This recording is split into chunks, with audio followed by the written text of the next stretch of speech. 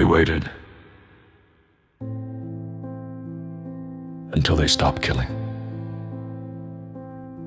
Testimony of Anatoliy Khailo. The recollections of a man who spent 8 years in a Soviet prison through no fault of his own. He ended up in prison not for any crime of his own, but for the faith of his father. Vladimir Khailo, his father himself, spent 7 long years in captivity for Christ. This is how the KGB broke fathers, through the suffering of their children, making the pain immeasurable and unbearable. They were taking us Siberia, to the place where roads end and prison camps begin, into a land of ice, darkness and silent terror. People were not just sent there. They were sent there to be broken. The train was made of cages. Stole-up-in prison trains, 2 full trainloads of convicts packed to the limit like living cargo. In the compartments you couldn't even turn around. You couldn't draw a full breath. Down the corridor a guard slowly walked with a machine gun, as if reminding us, you no longer belong to yourselves.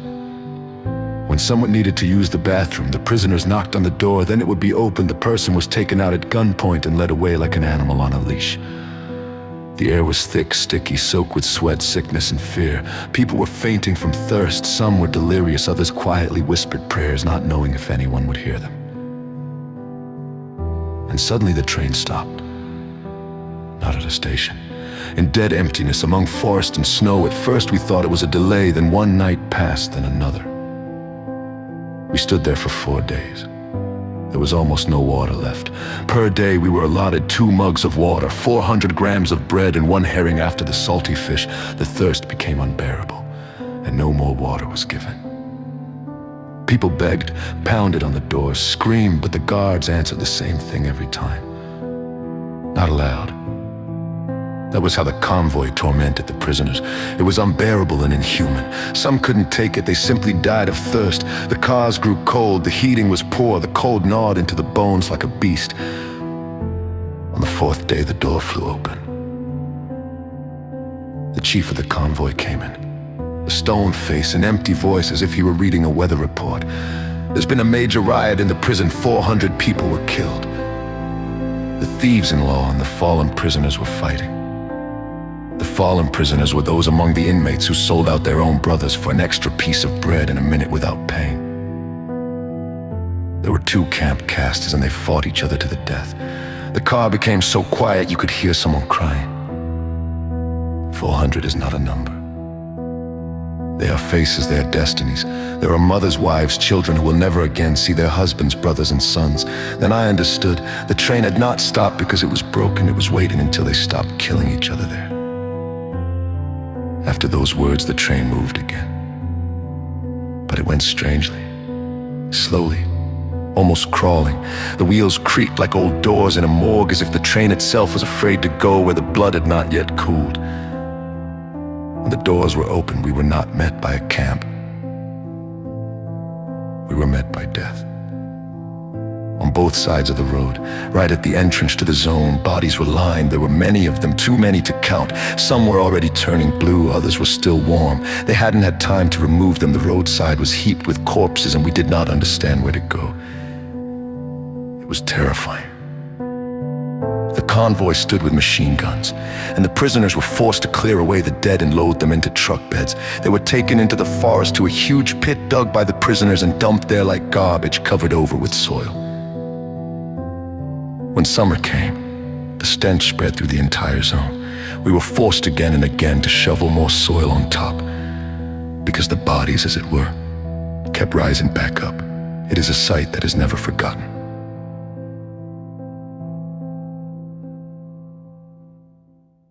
We walk past, stumbling, trying not to look. But our eyes saw anyway. And the guard shouted, prodded us with rifle butts, "Look, this is what will happen to you too." I walked and thought. This is the end of human life in this system. No name, no grave, no memory. Just a body that gets in the way on the path to the prison doors. And then I finally understood. We had not arrived at a prison. We had arrived at the place where hell has an address. I was afraid, not just afraid. Terror pierced me to the bone like the cold of that land where we lived without the right to be called human. Every day that could be the last. In that hell, a human life had no value. It could be taken for a word, for a glance, for weariness, for the mere fact of existing. And so every day, every night I prayed. I cried out to God the way a person prays when there is nothing left. No protection, no hope, no support in this world. I did not speak beautiful words to God. I spoke from the depth of my pain. Lord, I know you are real. Preserve me. Do not let me die here. Do not let me be broken. And he heard me. I cannot explain this with reason, but I felt his presence as tangibly as one feels a breath behind the back in the darkest moments. When around me there were only screams, filth, blood, and cold, I would suddenly feel silence inside, as if some invisible hand were holding me over the abyss. Every day I survived was not my own merit. Every evening when I was still breathing was a miracle. In that place where a human being was turned into a thing, where life was reduced to the value of trash, God remained the only one who saw in me not a number, not a body, not expendable material, but a living soul.